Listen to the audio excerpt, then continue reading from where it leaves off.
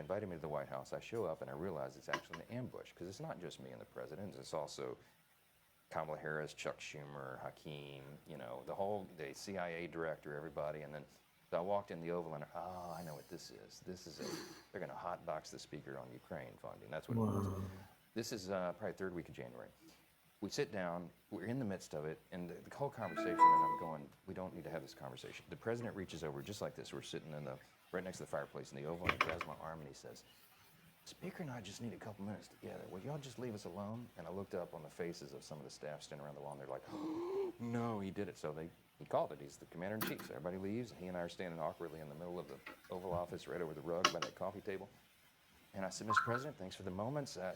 This is very important. I got some big national security things I need to talk to you about that I've heard, and I think you know, and what do we do? But first, real quickly, Mr. President, can I ask you a question?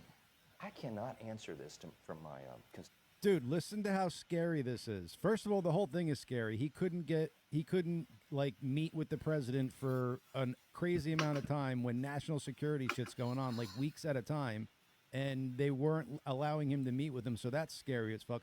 This right here is the craziest, scariest thing you've ever heard. Check this out. Constituents in Louisiana. Sir, why did you pause LNG exports to Europe? Like, I don't understand, liquefied natural gas is in great demand by our allies. Why would you do that? Because you understand, we just talked about Ukraine.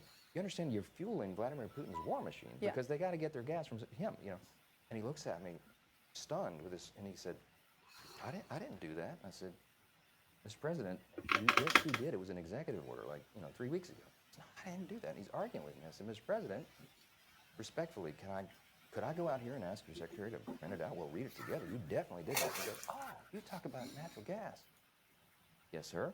He said, no, you misunderstand. He said, what I did is I signed this thing we're gonna conduct a study on the effects of LNG.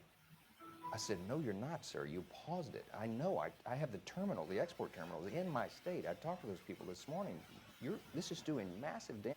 I'm going to let it keep playing. But so he had no idea what he was signing. They were putting shit in front of him, telling him it was something else, having him sign it, and then it was a completely different thing that he thought he was signing.